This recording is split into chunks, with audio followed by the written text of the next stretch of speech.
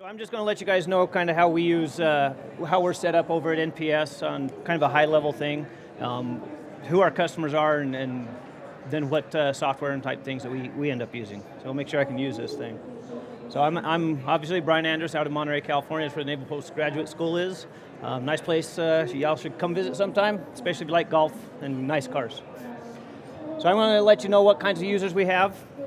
Then we have obviously different users, different hardware needs. I'll cover that, their software, and then on our end, as far as managing the systems, the admin needs and what we do with some of that. So, being a postgraduate school, obviously we've got professors, and they're both teaching and they're doing research. So various little research things that they'll be doing, and they need to be familiarized with the latest tools because there's always new stuff coming along. And we work with them so that they can teach the new students something that's worthwhile and not something that's 20 decades old and they get out there and they can't use it. The students, we've got various types. Some are coming in to just get their master's and they've heard of HPC, some of them haven't even, and others have been working with it for a while and they're working on their PhDs and they're doing thesis work. So we've got, the full spectrum of different kinds of users. We also have collaborators that'll come in, so we've got people coming in remotely to work on the same projects and stuff like that from different universities and governments and stuff. So that becomes different hardware needs. In fact, we have to end up having quite the hybrid system because professors will come in and say, we want to do stuff with Intel. We want to do stuff with the AMD. We want to do stuff with GPUs, stuff like this. We want a lot of data. We want to use big data. We want to do lots of little files. It might be satellite observations, might be, we've got some that are taking hard drive images and analyzing those, so one big binary file, stuff like that. Some of them need the high speed, low latency stuff like InfiniBand, so we use that for stuff. We're using GPUs, we got the Mic 5. We have folks come in, just because we're so diverse, the different money pots that are out there, some folks will show up and say, here's some hardware, put it in the cluster. Okay, what is it? And we'll run into that. We have to adapt. It's just kind of how that goes. Similar with the software. Some of them want to, and we've got folks using the Intel Mic 5 cards.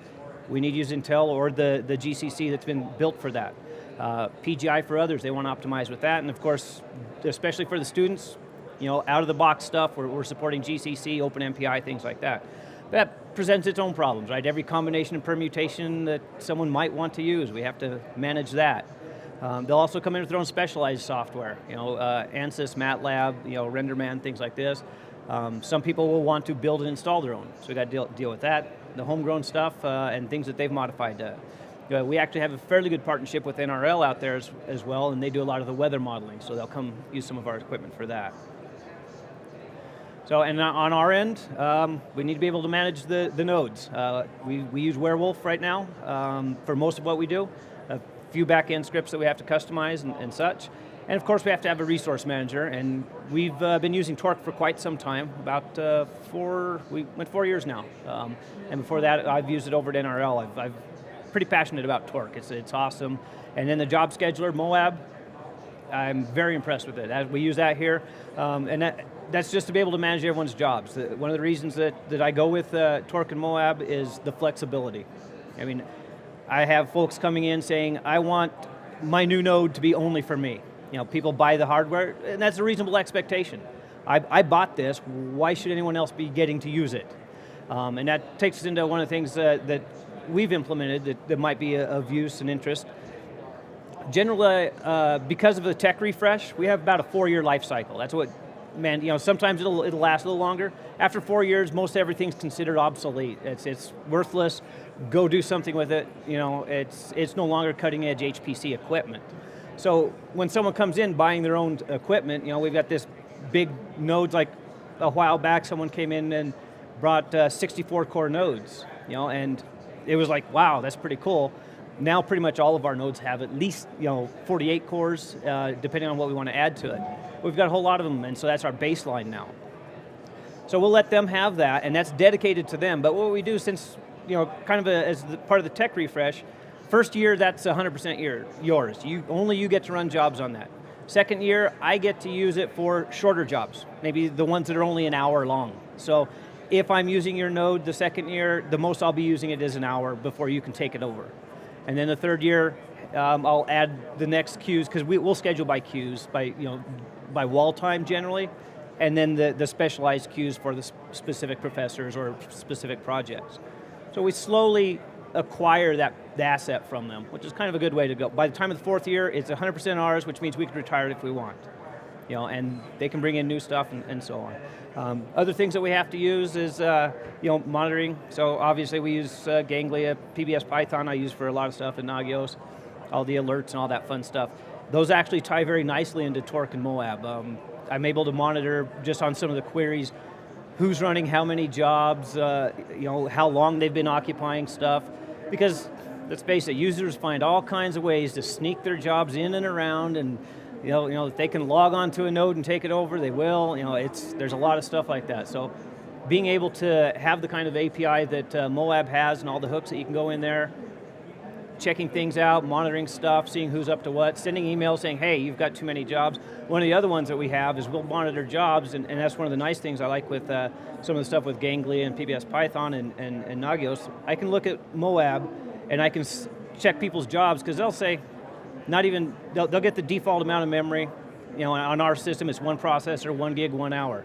If you don't specify anything else, that's what you get. And the 1 hour, that's kind of automatically, if you go over an hour, it kills it. So they learn real fast, right? But memory and CPU, we get to watch that a little closer, and we can see that they're going over the amount of memory they requested. We can fire an email to them, say, hey, you need to do something about this, maybe resubmit.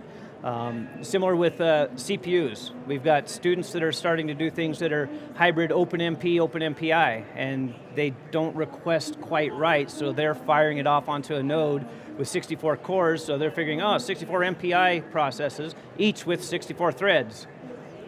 That doesn't really work well, and they're like, why is my thing not running, So being able to monitor all that stuff and being able to tie into Nagios and through Moab is very useful to us, and it's just in my opinion a very beautiful, very elegant solution, very robust, very flexible. Doing the mic cards, we compile Torque to support the mics, so people can request those, the GPUs, and similar thing using generic resources because of our nature being so hybrid, and who knows where it comes from. We've got a fair number of nodes with GPUs, but all different kinds of models. So we've got some with the K20s, some with the old Teslas from way back. So depending on who's doing what, we need to be able to manage that as well. And Moab allows me to do that. I can define the granularity of all those different GPU cards and let them request. And the same with things like what processors, AMD or an Intel. They need to be aware of that, and they need to be able to request, hey, I got this software that runs on Intel. I need to be able to request Intel. And on that, I guess that's my alarm. So if there's any questions or anything on that that you have, but that's how we do things over at NPS, and fairly simple, but very unique and ever-changing environment. So, yeah. We've got I actually am really big on staying up on the latest. So I've always got, what am I on, was it 4.3.5 of Torque, and then 7.3.3, I think right now of Moab. So yeah, I'm pretty religious on that, and we build our own packages. I build the RPMs and that, and tie them together.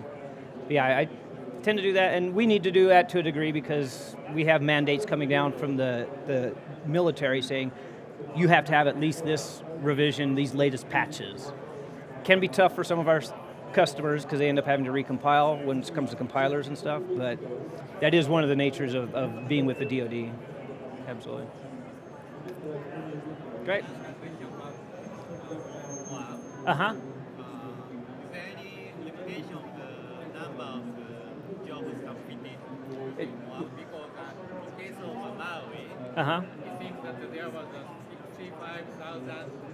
That's actually a hard-coded thing. I haven't run into that limit on Moab. It'd be easier to check with them. With Maui, I have seen that, but you can change that setting in your config before you compile. I do know that. But yeah, Moab comes pre-compiled to us, right? So, but I believe they've got it much higher than that, especially running it on Blue Gene and Titan and all this. So that would be more appropriate for the group here. But anything else? Excellent. Great. Give Brian a hand.